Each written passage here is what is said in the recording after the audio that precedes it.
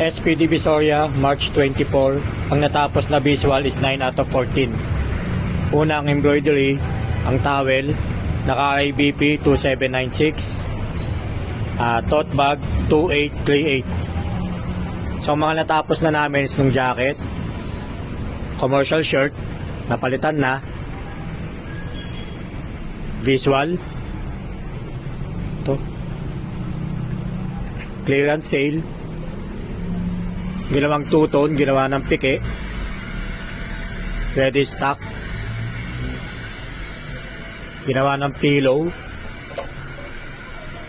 RABP 2731, gagawin clock star ng full bleed, saka ng mga bear, UV pen. Bali nung iba dyan wala kasing stock, kaya kung ano lang nung meron yun lang po nung inilagay namin. Dry fit, round neck, ginawa na din namin 3/4 saka long sleeve. Color overlay, color way ng two-tone pike. Kiosk product information sticker.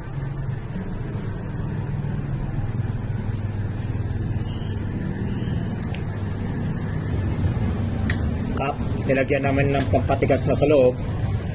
Bali nung isa kaya nagkulang is nabenta siya, nag-request pa po. Tumbler,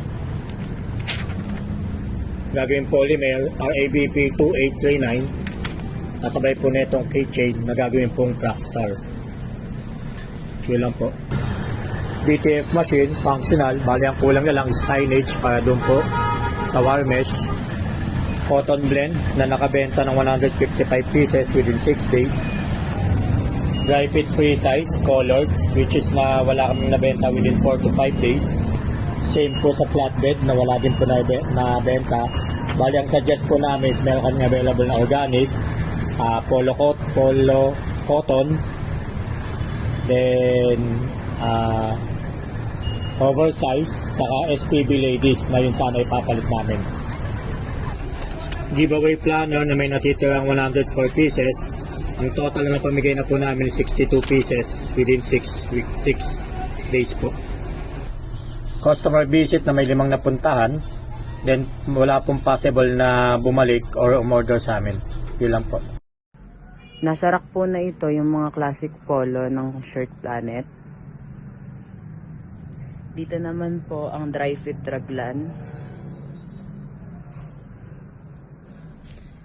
Next ay ang mga dry fit flatbed.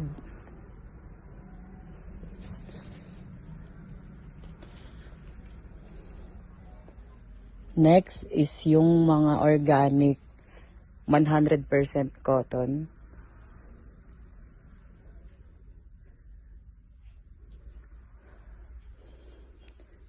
Dito naman po ang SP Cotton Blend na round neck.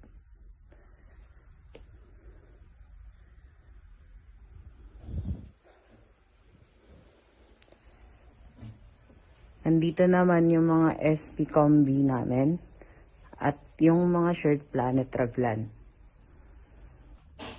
Nandito naman po yung mga Shirt Planet 100% cotton oversize. Ito naman po ang mga reflectorized short sleeves at saka yung mga long sleeves namin. Dito naman yung mga long sleeves ng Shirt Planet tsaka yung mga dry fit na long sleeve din.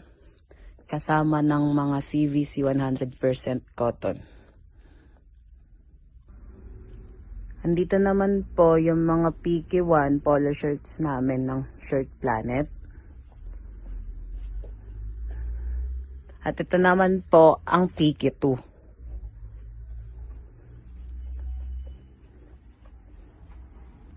Sa part po naman na ito ang mga bargain.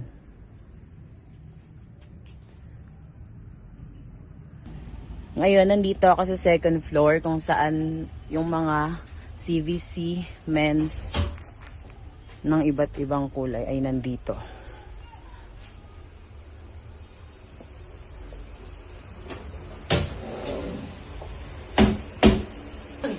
Dito naman po yung mga transfer it na PQ collar.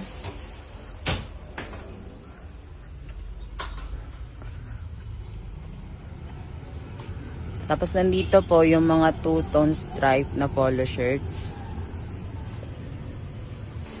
Lastly, nandito naman po tayo sa part ng mga dry fit na Transfer It yung brand.